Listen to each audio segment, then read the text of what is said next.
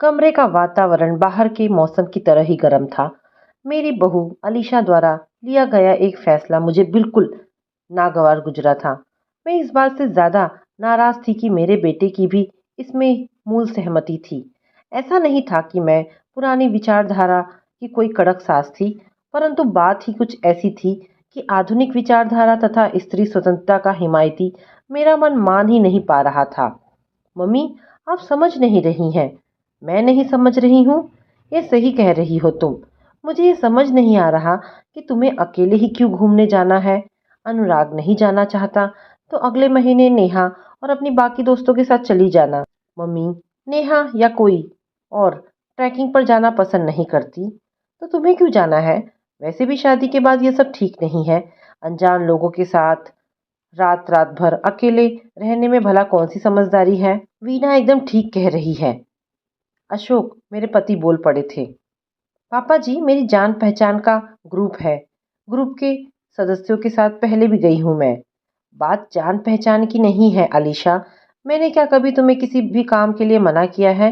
परंतु बच्चे, शादी के बाद कुछ चीज़ें सही नहीं लगती। अनुराग साथ होता तो बात अलग होती।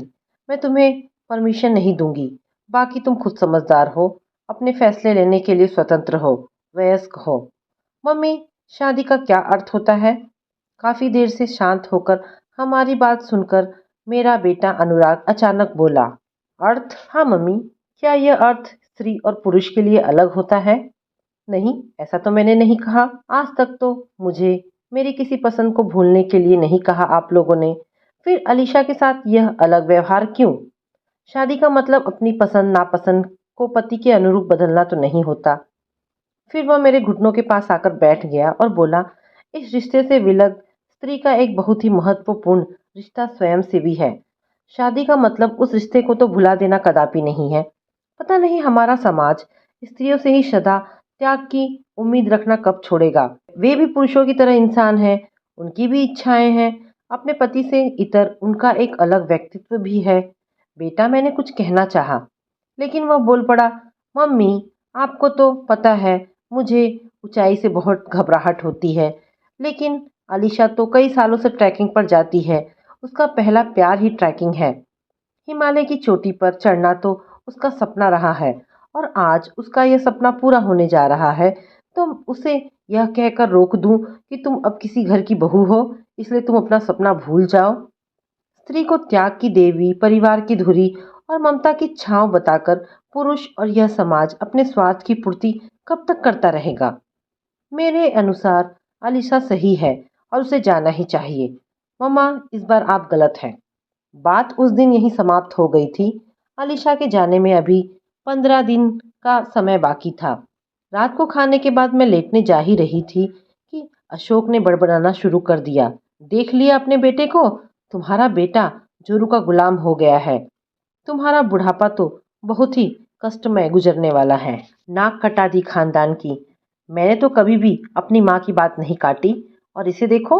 वीना, सोचा था मेरा बेटा मेरे जैसे बनेगा, लेकिन यह तो शुरू से ही अनुराग बड़ा होकर क्या बनेगा, यह फैसला मैंने पूरी तरह अनुराग की खुद की पसंद पर छोड़ रखा था। परंतु वह कैसा पुरुष बनेगा, इसकी एक छवि मैंने अपने मन में बना रखी थी और वह छवि कहीं भी अशोक से मेल नहीं खाती थी। अशोक के बड़बड़ाने की आवाज़ अभी भी नेपथ्य में आ रही थी, लेकिन मैं 28 साल पहले की अपनी दुनिया में पहुंच चुकी थी। संगीत मेरे शरीर में लहू की तरह बहता था। पिताजी संगीत के गुरु थे और माँ गृहिणी। हम तीन बहनों के नाम भी संगीतात्मक थे। बड़ी दीदी संगीता, दूसरी दीदी रागिनी और तीसरी मैं वीणा। परंतु संगीत से मन भले ही संतुष्ट होता हो, पेट नहीं भरता। और जब गरीब के घर में शादी करने के लायक तीन बेटियां हो तो उनका गुण भी अवगुण बन जाता है। बड़ी मुश्किल से पिताजी हम बहनों को शिक्षा दिला पाए थे। कन्यादान करने के लिए उन्हें ना जाने कहां कहां से उधार लेना पड़ा था। पूरे विश्व में शायद भारत ही एक ऐसा देश होगा जहां दान देने के लिए भी दाता को ग्रहिता को शुल्क अदा करना पड़ता है। स्त्री वह वस्तु नहीं कर दिया जिसे तुमने दान देकर, दान में उसे तुमने छीन लिया उसका स्वाभिमान। शादी के 7 फेरों के साथ 7 वचन लेकर मैंने अशोक के घर में प्रवेश किया। 7 वचन तो हम दोनों ने लिए थे, परंतु निभाने की एकमात्र उम्मीद मुझसे ही की गई थी। मेरे ससुराल वालों को मेरा गाना बिल्कुल पसंद नहीं था, विशेषकर मेरी सास को। उनका मानना था कि यह काम अच्छे घर की बहू को शोभा नहीं देता। उनके आदेश की अवहेलना जब कभी भी उनके पति नहीं कर पाए, तो फिर मेरे पति क्या कर पाते। वैसे मैंने एक कमज़ोर ही सही, परंतु कोशिश की थी। अशोक से कहा था कि अपनी मम्मी से बात करने को। वीना, मैं एक आदर्शवादी बेटा हूँ, मुझे तुम जोरू का गुलाम नहीं बना पाओगी। मम्मी ने जो कह दिया वो पत्थर की लकीर है, चाहे वो गलत ही क्यों ना हो।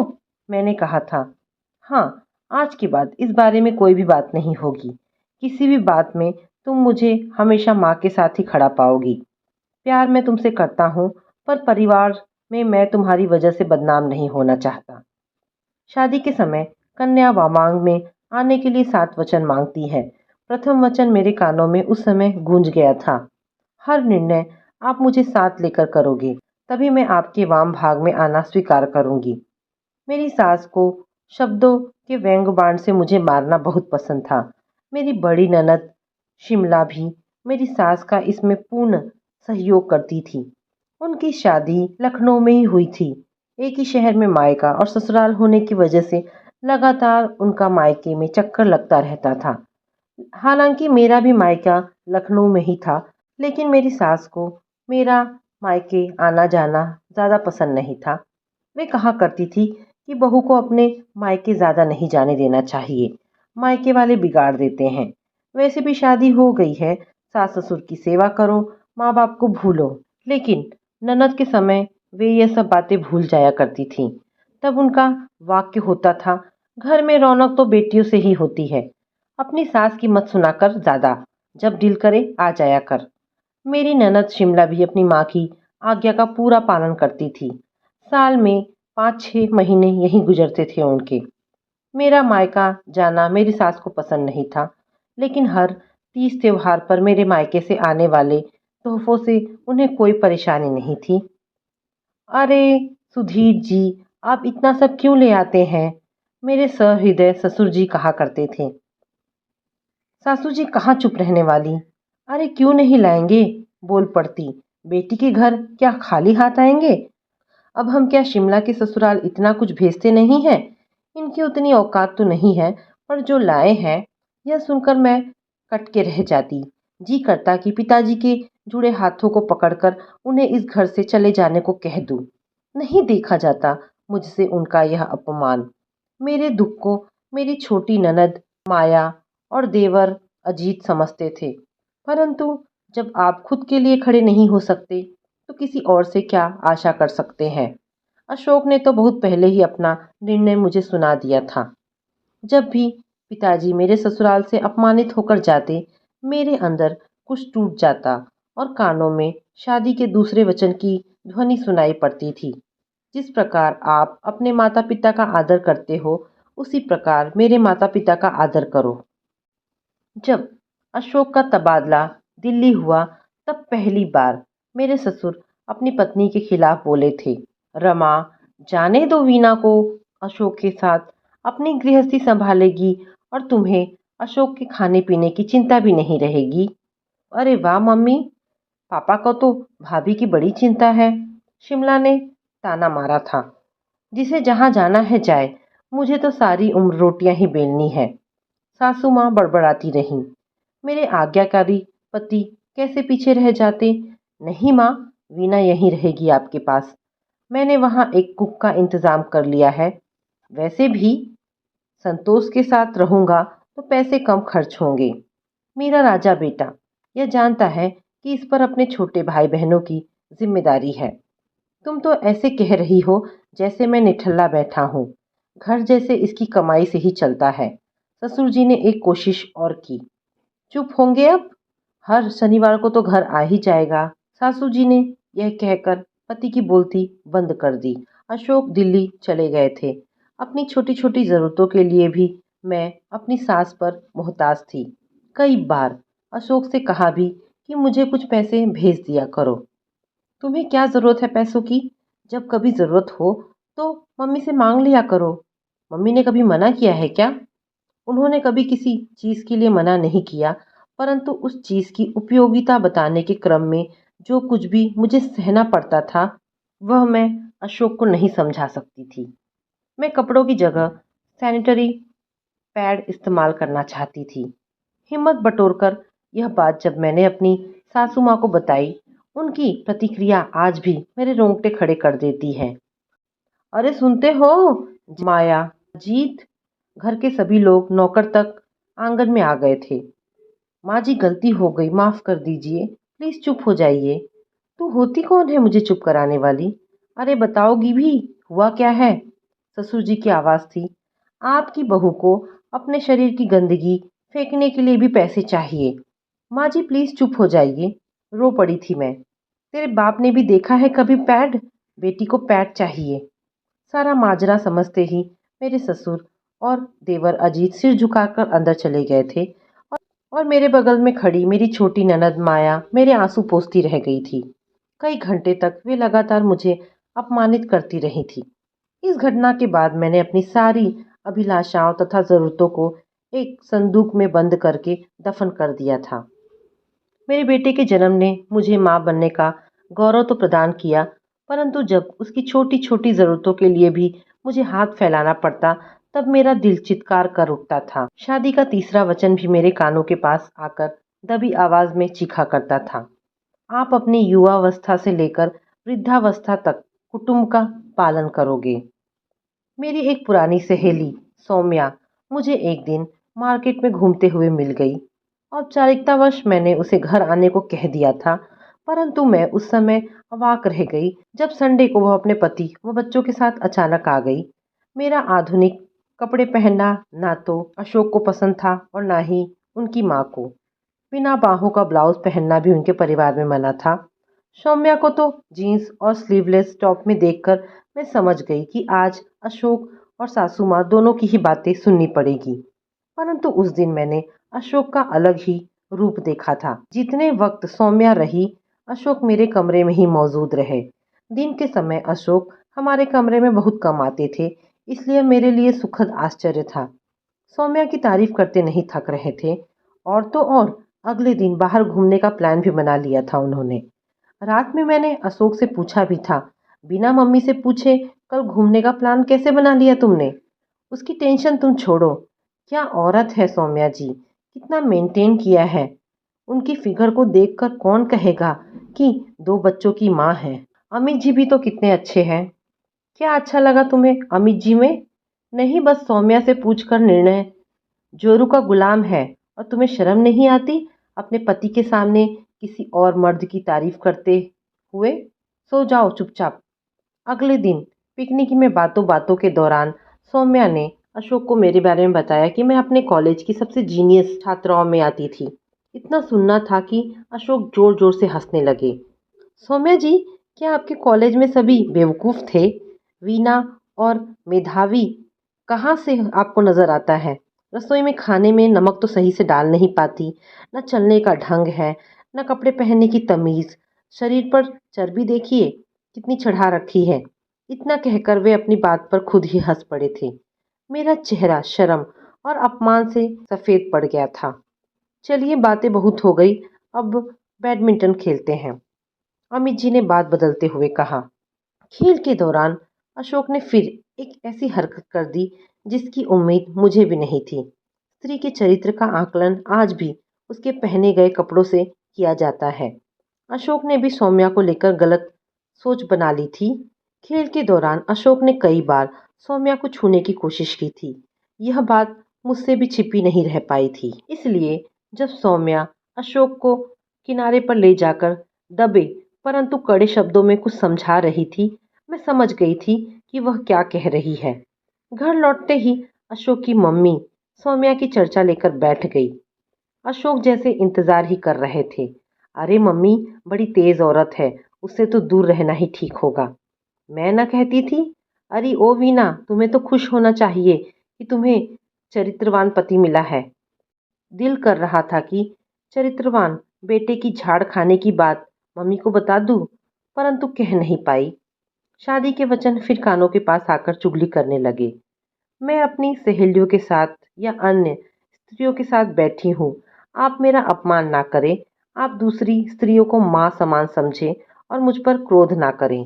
अनुराग को मैंने सदा प्रश्न करना सिखाया था। अशोक अक्सर उसके सवालों से चिढ़ जाया करते थे, परंतु मैं हमेशा उसे सवाल पूछने के लिए प्रोत्साहित करती थी। मेरे और अनुराग के प्रश्नोत्तर के खेल में ही मुझे मेरे जीवन के सबसे बड़े सवाल का जवाब मिल गया था। मम्मी, मेरा नाम अनुराग क्यों है? बेटा, अनुराग का मतलब होता है स्नेह, प्रेम। तुम हमेशा अपने जीवन में स्नेह और प्रेम फैलाते रहो। तुम तो मेरे जीवन रूपी गीत के सुर हो। माँ, आप गाती क्यों नहीं हो? वो बेटा, कभी कभी जीवन में कुछ फैसले मानने पड़ते थे। मम्मी, आप कोई भी बात ऐसे ही मान लेती हो। ऐसा होता आया है, इसलिए हम बात क्यों माने? हमें पहले यह जानना चाहिए कि जो हो रहा है वह क्यों हो रहा है। पापा और दादी मुझे हॉस्टल भेजना चाहते हैं, पर मैं नहीं चाहता। उन्हें मेरा नाम भी पसंद नहीं है। वह भी बदल देंगे शायद। मम्मी, आप दादी से बात करोगी? अशोक ने मुझे इस विषय में कुछ नहीं बताया था। शादी के वचन आज कानों में तेज चिल्ला रहे थे। आप अपने हर निर्णय में मुझे शामिल अवश्य करें। परंतु मैं फिर भी जाग नहीं पाई। बेटा, दादी जो कहती है, मैं जानता था आपसे नहीं होगा। मैं दादी से बात खुद कर लूँगा। फिर मुंह फेर कर अनुराग तो सो गया था, परंतु 14 साल से सोई अपनी माँ को जगा दिया था उसने। मेरा 12 साल का बेटा इतना बड़ा कब हो गया, मैं जान ही ना पाई। शादी के जो वचन मेरे कानों में आकर फुसफुसाते थे, आज वे पूरी तरह से आकर सामने खड़े हो गए थे। कितने पुरुष निभाते हैं ये सारे वचन? शायद एक भी नहीं। उनसे तो निभाने की उम्मीद तक नहीं की जाती। मेरे अब तक के जीवन में समझौता केवल मैंने किया है, वचन केवल मैंने निभाए हैं। अशोक को तो शायद याद भी नहीं है कि उन्होंने कोई वचन भी दिया था। वह इसलिए क्योंकि पुरुष बड़ी चतुराई से इन वचनों को भूल जाता है, परंतु स्त्री को ये वचन भूलने ही नहीं दिए जाते। अपने सास ससुर की सेवा ना करने पर क्या किसी दामाद को कभी कटघरे में खड़ा करता है यह समाज? उसकी लाख बुराइयों को भी छिपा लिया जाता है, परंतु एक बहू जब ऐसा करती है तो बिना कारण जाने उसे अनगिनत गलत संबोधनों से नवाजा जाता है। ताने उलाहने सुनकर भी जो चुप रहे, उसी स्त्री को अच्छी बहू का मेडल मिलता है। कभी कभी तो वह भी नहीं मिलता। उस दिन समझ पाई थी मैं। शादी के इन वचनों को बनाया ही इसलिए गया था ताकि स्त्रियों को पुरुषों के ऊपर निर्भर रखा जा सके। यह पूरी प्रथा ही पितृसत्तात्मक सोच के अहम को संतुष्ट करने के लिए बनाई गई थी। स्त्री को अपने सुखों के लिए किसी पर निर्भर क्यों रहना पड़ता है? पंडितों ने अपनी तथा पुरुष संप्रभुता को बनाए रखने के लिए सारे नियम कानून बनाए थे। मैं अपने बेटे को पुरुष होने का दंभ भरते हुए नहीं देख सकती थी। मैं उसे इस सोच के साथ बड़ा होता नहीं देख सकती थी कि हर स्त्री को अपनी रक्षा अथवा अपने फैसले लेने के लिए पुरुष की आवश्यकता होती है। अपने लिए तो फैसला अब मैं खुद लूंगी। अगले दिन सुबह ही मैंने अशोक को बता दिया था कि मैंने दिल्ली में रहने का फैसला लिया है। घर में तूफान आ गया था। सब कुछ बहुत कठिन था, परंतु मेरे ससुर, देवर और छोटी ननद इस बार चट्टान की तरह मेरे साथ खड़े थे। अगर वे साथ न भी होते तो भी मैं पीछे हटने वाली नहीं थी। मेरी सासू माँ ने मुझे इसके लिए कभी माफ नहीं किया था, परंतु पिछले 15 सालों से भी तो वे मुझे अकारण ही सजा दे रही थी। माया की शादी के अगले दिन ही हम दिल्ली आ गए थे।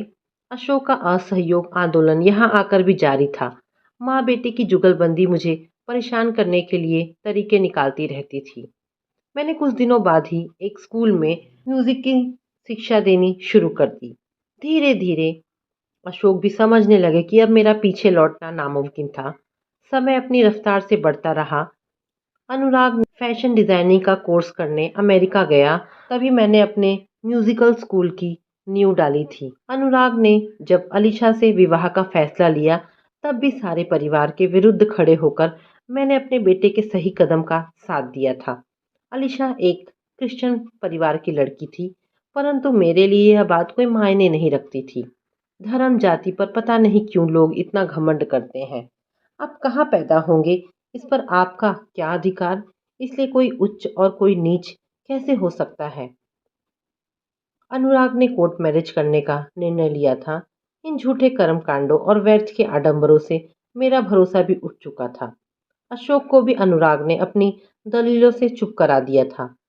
शादी के बाद हमने एक छोटी सी पार्टी दे दी थी। जब सारी उम्र मैंने अनुराग को सही का साथ देना सिखाया, फिर आज जब वह अलीशा का साथ दे रहा है, तो मुझे बुरा क्यों लगा? हर सवाल का यही प्रतिवचन दिया था उसने। मैं भी जानती थी कि अलीशा और अनुराग सही हैं। क्या अपने बेटे को मुझे अलीशा के साथ बांटना असहनीय लग रहा है? क्या मुझे उसका अलीशा को सही और मुझे गलत कहना तकलीफ दे रहा है? नहीं, शायद अपनी कल्पना को यथार्थ रूप में देखकर मैं अभिभूत हो गई हूँ। अनुराग मेरी कल्पना का ही तो मूर्त रूप है। मम्मी, अंदर आ सकता हूँ? अनुराग की आवाज़ मुझे वर्तमान में खींच लाई थी। हाँ बेटा, आ जाओ, अंदर आ जाओ। आप मुझसे नाराज़ हैं ना मम्मी? क्यों? क्या तुमने कुछ गलत किया है?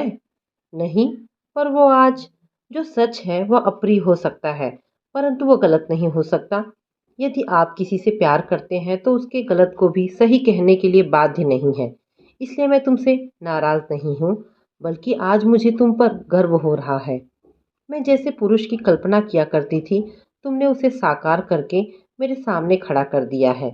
मेरा बेटा एक ऐसा पुरुष है जो अपने पुरुष होने को मेडल की तरह नहीं पहनता। जिस प्रकार वह सिर झुकाकर अपनी माँ का आदर करता है, उसी प्रकार अपनी माँ द्वारा लिए गए गलत निर्णय का विरोध भी करता है। यह सब क्या कह रही हो तुम? वीना, क्या तुम्हें अनुराग की बात बिल्कुल बुरी नहीं लगी? अशोक, इसमें बुरा लगने जैसा क्या है? मेरा बेटा किसी भी सवाल का प्रतिवचन देने से ना स्वयं डरता है और ना अपनी साथी अपनी पत्नी को रोकता है। हाँ, सही कह रही हो। इतना कहकर अशोक चुप हो गए थे। तो इसका मतलब है मम्मी, मैं ट्रैकिंग पर जा रही हूँ। अलीशा भी मेरे कमरे में आ गई थी। ट्रैकिंग पर बाद में जाना, अभी तुम दोनों सोने जाओ, मुझे भी नींद आ रही है। मम्मी पापा, चलिए पहले आइसक्रीम पार्टी करते हैं, अनुराग ने हंसते हुए कहा। चलो सब चलते हैं। मैं फ्रिज से आइसक्रीम निकालती हूँ। अनुराग, तुम कोई अच्छी सी पिक्चर लगा लो।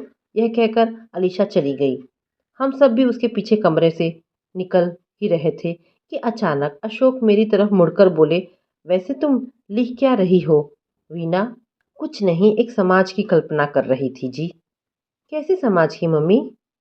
मैं तो बस एक ऐसे समाज की कल्पना करती हूँ जहाँ बेटे के जन्म पर अभिमान ना हो, बेटी का कहीं दान ना हो, मानवता के धर्म का हो नमन, सत्य कथन पर ना लगे ग्रहण, रिश्ते निभे बिना लिए वचन, हर प्रश्न को मिले प्रतिवचन। तो दोस्तों, ये छोटी सी कहानी यहाँ पर समाप्त होती है। आशा करती हूँ कहानी आपको पसंद आई होगी। अगर कहानी पसंद आई है तो प्लीज़ इसे लाइक एंड शेयर करें। धन्यवाद दोस्तों।